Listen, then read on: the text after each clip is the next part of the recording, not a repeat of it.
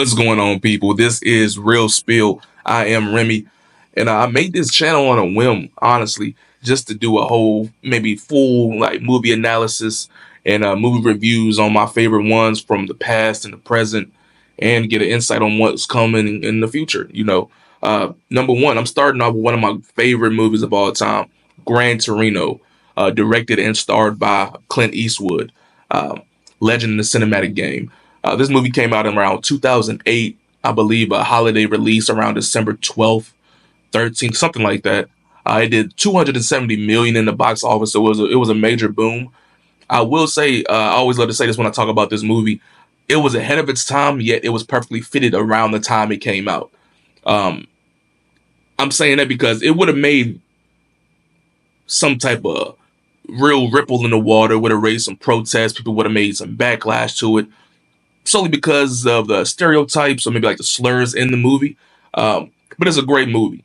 Uh, Clint Eastwood, he is the head leading role. Walt Kowalski, a Korean war vet, recently widowed, uh, grumpy old man, basically. He sticks to himself. He runs his errands in an old white, I think maybe like a Ford truck, but he has a 1972 Gran Torino that he keeps in mint condition. He doesn't drive it anywhere. And unfortunately, you see after the funeral, his family sees him more of a nuisance rather than a matriarch in the family. They hit him with the short answers. They don't really, care about what's going on. They really pressed on what you gonna do with the car when you die. What you gonna do with the house? You need to go to a nursing home. They're really pushing that, dropping off pamphlets, things like that. But like I said, he keeps to himself. He's in Michigan. That's why I love it. The movie is set in Michigan, and because it's not like a generic place when it comes to certain movies of this like caliber and like storyline. But his neighbors, they're of Hmong descent, Asian descent. So he already has some type of like precedent against them because he was in the Korean War, and I believe in the movie hints on that he was the only soldier to leave that came back home alive from his company after leaving the Korean War. So he already has that cold shoulder against him anyway. But there is this young boy Tao. That's one of his neighbors. He's like being put under pressure by his gang member cousin, basically, and they try to make him steal a Gran Torino unsuccessfully.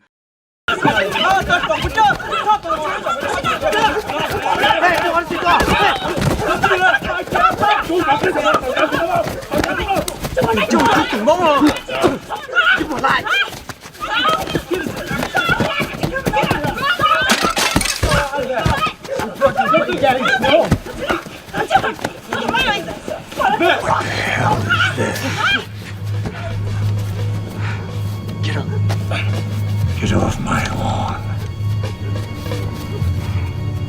And after that, he realizes that he's trying to he wants to try to somewhat reform the youth because he sees that boy like, come on, you're supposed to be a man. And that's another thing too. He acknowledges that he's old school and he's outdated of what his ideas is of a man and woman. Supposed to, hard work. You got to suck it up, fixing himself, things like that. With a man, he sees Tao in the garden, tending to the flowers and the vegetables, and he has that certain grit to his face every time he looks at him at the beginning, and it's always hilarious because you see, you can see what he's saying without him saying anything. You just see it in his face. The monk considered gardening to be women's work. Yeah, that's probably why I see you in the garden over there all the time. Besides, we ain't in Hmong. Funny. You should quit. That's bad for you. Yeah, so is being in a gang, dipshit.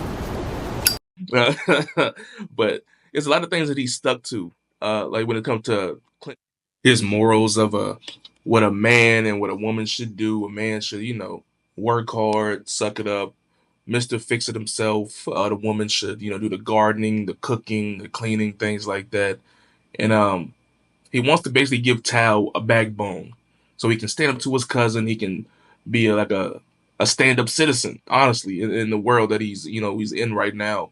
And what I want to do with this channel, I don't want to give any spoilers out or like nothing like that. I just want to give a full, there's a little small little breakdown just so it'll maybe like draw y'all guys in to watch it or check it out or maybe rewatch it if you already seen it before. But yeah, I don't want to give any spoilers about what the ending is or the beginning or a lot of the major key plots of the movie. Um, so yeah, that's basically what I'm not going to do. Uh, but no, throughout the movie, him, Tao, and Walt get a little more closer when it comes to he giving them lessons how to speak to other men. He helps them out with a job, um, and everything's on the up and up as it's going along. But yet, of course, that the negative always gonna come push against the positive. His cousin, Tao's cousin, always still comes back, still messes with him, still beats him up, still pressures him to do hood rat stuff. You feel me? And he's not going for it. Walt stands up for him, not only Tao but Tao's sister and the family multiple times.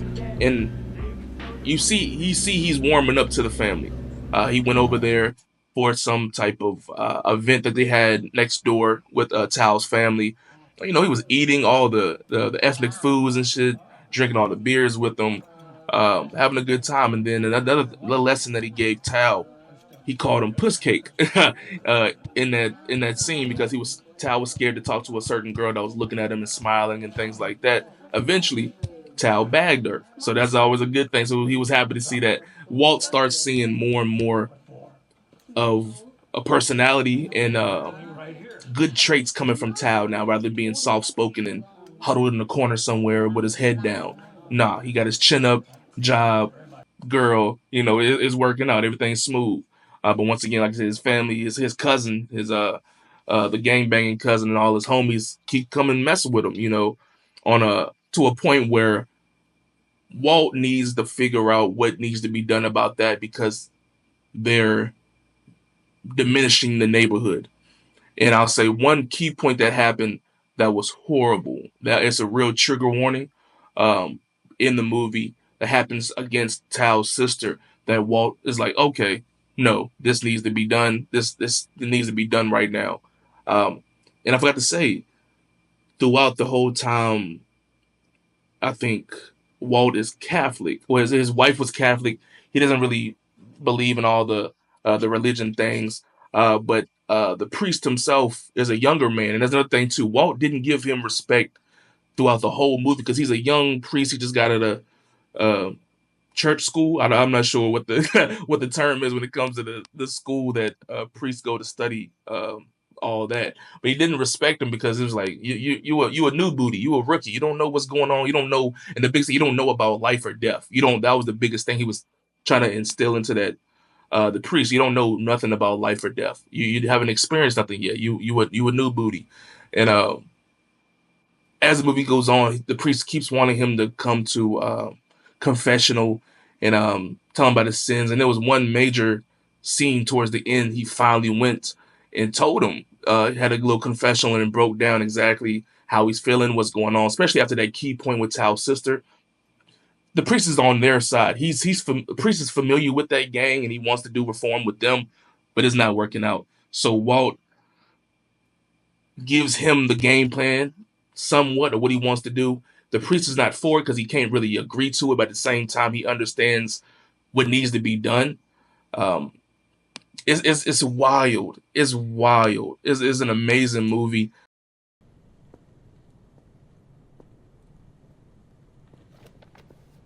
What can I do for you, Mr. Kowalski?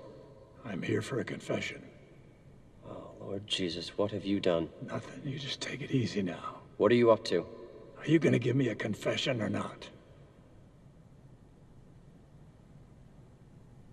And like I said, I'm not gonna give the ending out at all. I can't do that. But I will drop a couple quotes that I like. Walt said, "I may not be the most pleasant person to be around, but I got the best woman who was ever on this planet to marry me. I worked at it, and it was the best thing that ever happened to me." Speaking about, of course, his wife, like she was the best part of me. I know I'm not a good person. I know I did some things throughout life. With the war, he had to kill mercilessly. He had to, survive. He had to, things like that. So it's like he has that regret on his heart of doing what he had to do, even though he was serving his country. As an old man looking back, he's like, yeah, I know I'm not a good person.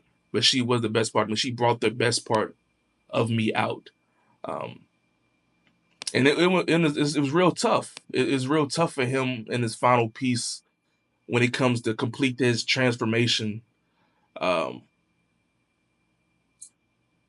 I wouldn't say of a man, but just full circle. I say full circle with him helping Tal get the job, and girlfriend, and um, morals and standards, things like that. He helps that out. The neighborhood, he got a little connection with the family now, going to the events, smiling, laughing, eating food, things like that.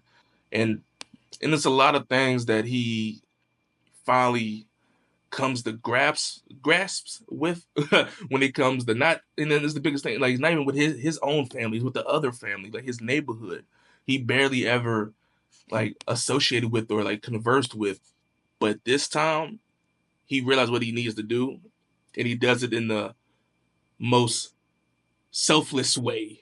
I'll say, like I said, I'm not dropping, I'm not doing anything, no spoilers, nothing like that. But he does it in the most selfless way that you can give nothing but kudos to him and respect. But at the same time, you're like, damn, bro. You feel me? You hit him with a smooth damn. It's like, come on, dog.